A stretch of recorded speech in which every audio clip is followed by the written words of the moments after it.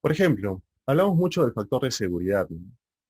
Eh, Gran parte de los chicos, bueno, yo en la universidad también, consideraba que el factor de seguridad era una respuesta final, ¿no? Que en base al factor de seguridad nosotros deberíamos decir si sí o no.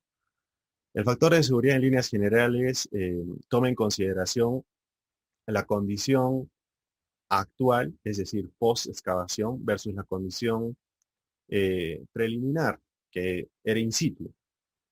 Se asume que tú al tener una condición o al iniciar la condición previa a la voladura, tu roca está estable.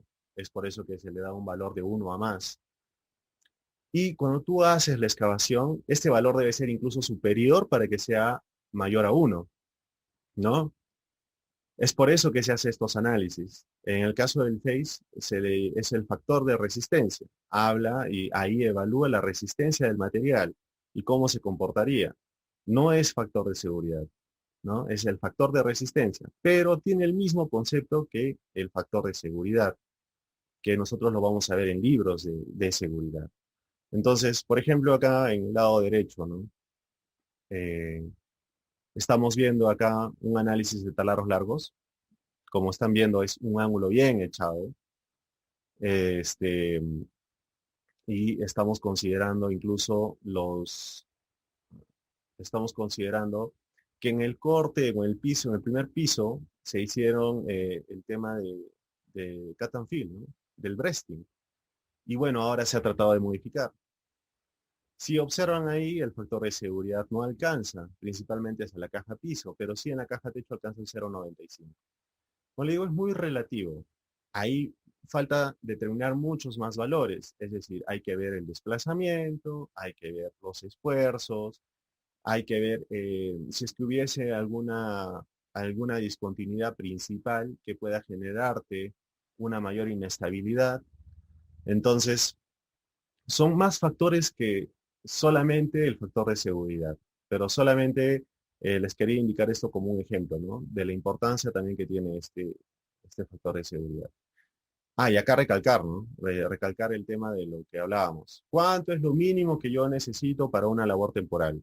¿Cuánto es lo mínimo que yo necesito para una labor permanente? ¿Y cuánto para un proyecto? Claro, varía. Por ejemplo, yo considero que para una labor temporal lo mínimo es 1,2. Para una labor permanente es 1,5. Y para un proyecto tiene que ser mayor a 2,2. ¿Ya? ¿Pero por qué? Porque sí, o sea, yo tengo que tener un proyecto especial. No solamente va a considerarse el tiempo de vida útil, sino que mayormente estos proyectos especiales están asociados en infraestructura y donde también se van a presentar continuamente personal, ¿no? Supongamos un pique, supongamos un tema de comedores o talleres trackless de grandes magnitudes en interior mina.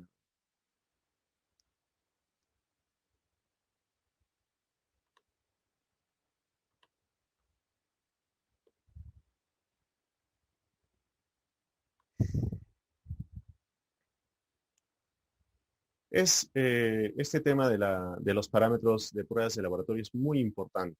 Es muy importante, como les decía, porque nosotros a considerar, vamos a considerar estos parámetros o estos resultados dentro de estos análisis.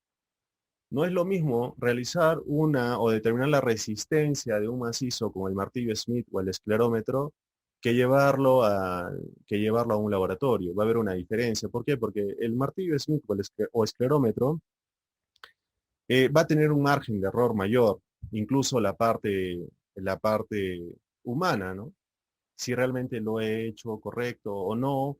De repente no ha estado limpia la pared donde yo debí ejecutarlo. De repente solamente me he enfocado más al tipo de relleno que tiene que a la misma calidad del macizo rocoso. Y eh, eh, ¿cómo se llama? Bueno, eso es relativo, ¿no? Va a ser relativo, pero lo importante siempre es considerar estos parámetros de laboratorio. ¿Es suficiente para un análisis confiable? Que, yo creo que no es suficiente. Yo creo que ahora que se tienen diversas análisis empíricos, es necesario usarlos, es necesario usarlos. Si bien es cierto, tiene que haber un modelamiento, pero eso tiene que estar relacionado mucho a la experiencia que uno tenga como mecánico y también eh, tiene que estar relacionado al, a las clasificaciones y a sus diversas propuestas, ¿no? En los ábacos o en los gráficos de análisis.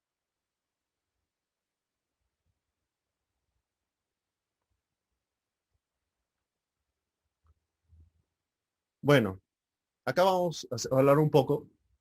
Si bien es cierto, el MINEM solamente tiene actualizado hasta julio, lo que estamos viendo el tema de accidentes, pero en realidad se asume que ya tenemos casi el doble eh, en accidentes mortales. Miren, vamos a hablar un poco del tema estructural, ¿no?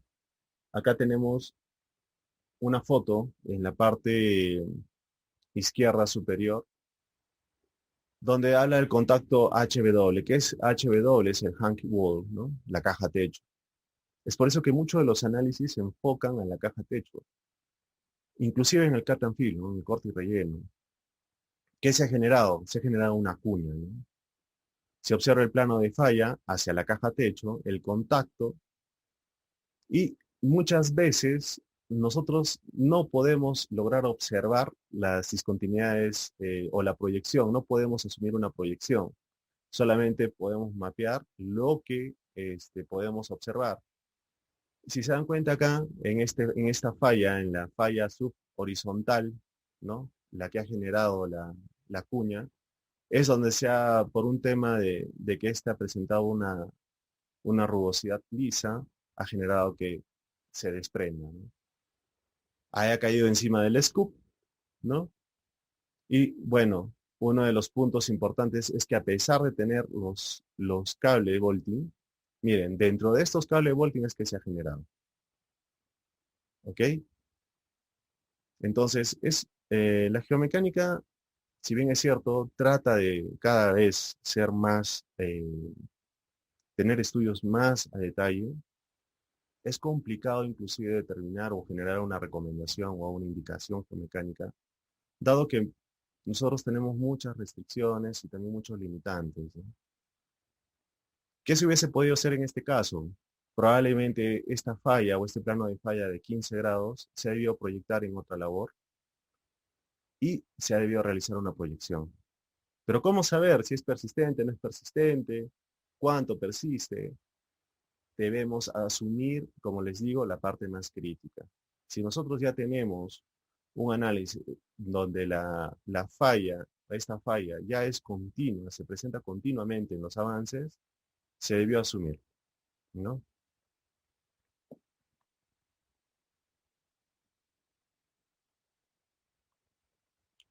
Bueno, parte de los beneficios de la geomecánica, eh, de manera general, para no estar viendo tanto el tema teórico, disculpen, asociado por experiencia les digo, ¿qué es lo que nos va a ayudar como geomecánica? Primero va a ser la seguridad, ¿correcto? La seguridad de todo el personal y de la infraestructura de los equipos. Segundo, es una optimización tanto de la producción, porque yo puedo optimizar mis métodos de minado, puedo mudar, puedo cambiar mis métodos de minado, eh, puedo ahorrar en tema de sostenimiento eh, y principalmente prevenir, ¿no? Poder prevenir.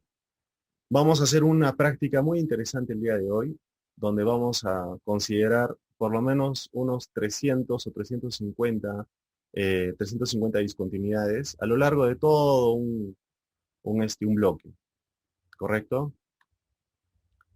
Como seguridad y como costos, es muy importante.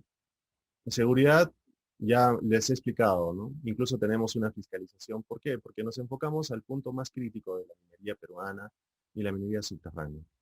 Y como tema de costos, nosotros siempre vamos a tener y siempre vamos a ser el punto medio como geomecánica. Estamos dentro de lo que es la producción, la seguridad y el tema de costos, ¿no? ¿Por qué hablo de costos? Porque ha habido casos en los que hasta el tema de sostenimiento ha logrado equivaler a hasta $10 por tonelada, ¿no? Si nuestro costo era, póngase, $60 por tonelada, nuestra ley de ley de corte, imagínense, es casi la sexta parte de este valor, ¿no? ¿Por qué? El concreto principalmente, ¿no? El concreto es muy caro.